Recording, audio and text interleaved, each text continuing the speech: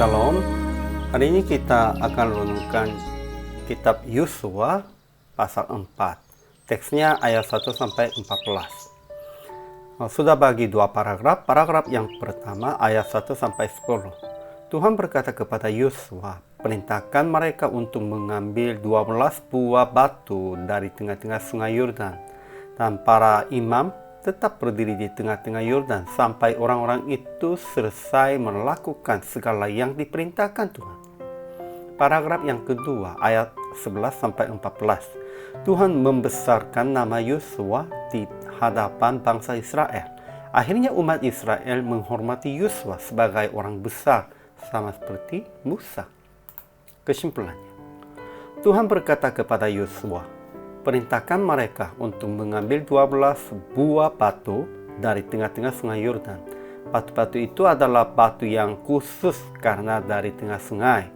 Tuhan memerintahkan bahwa batu-batu itu akan menjadi tanda peringatan bagi bangsa Israel dan keturunan mereka untuk selama-lamanya. Dan para imam tetap berdiri di tengah-tengah Yordan sampai orang-orang itu selesai melakukan segala yang diperintahkan Tuhan dan sampai semua orang menyeberang sungai Yordan. Semua proses ini berjalan dalam bimbingan Yosua. Melalui peristiwa ini, Tuhan membesarkan nama Yosua di hadapan bangsa Israel. Akhirnya umat Israel menghormati Yosua sebagai orang besar sama seperti Musa. Pemimpin rohani murni itu hanya memperhatikan Tuhan dan namanya dibesarkan oleh Tuhan ketika umatnya melihat bahwa Tuhan menyertai dia. Ajaran tentang Allah. Pertama, Tuhan berkata kepada Yosua, perintahkan mereka untuk mengambil 12 buah batu dari tengah-tengah sungai Yordan. Itu sebagai tanda-tanda yang ingat tentang peristiwa ini pun sesuai dengan perintah Tuhan. Kedua, Tuhan membesarkan nama Yosua di hadapan bangsa Israel. Ya, Yosua dihormati pun juga sesuai dengan rancangan Tuhan. Ajaran bagi kita. Pertama, Yosua perintahkan kepada ke-12 orang yang ditetapkannya dari orang Israel itu, seorang dari tiap-tiap suku akan mengangkat masing-masing sebuah batu ke atas bahu mereka menurut bilangan suku orang Israel, supaya ini menjadi tanda di tengah-tengah mereka.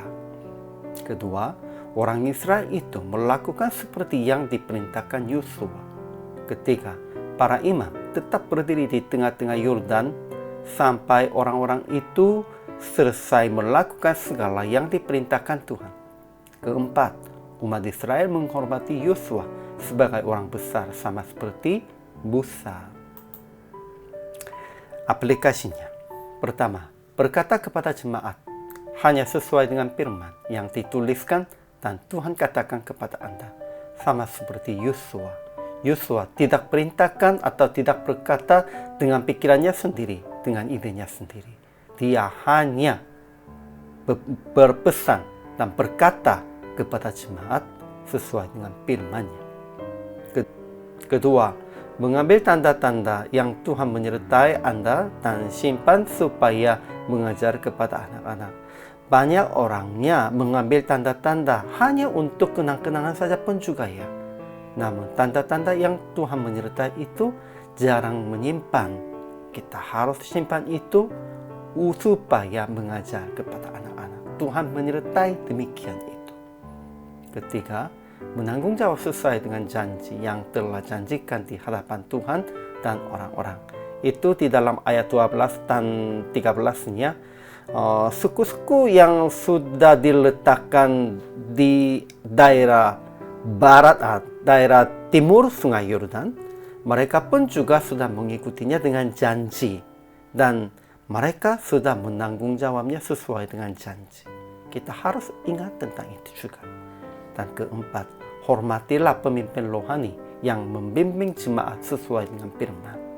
Kita juga harus hormati pemimpin rohani. Praktik hari ini, apakah ada tanggung jawab yang telah janji dengan Tuhan atau orang-orang? Kalau ada, namun masih belum melakukan, hari ini melakukan itu, jangan tunda lagi. Inilah tanggung jawab kita. Dan Tuhan juga bertanggung jawab. Dan di dalam firman pun juga suku-suku sudah tanggung jawab. Kita juga harus tanggung jawab ini. Inilah orang percaya.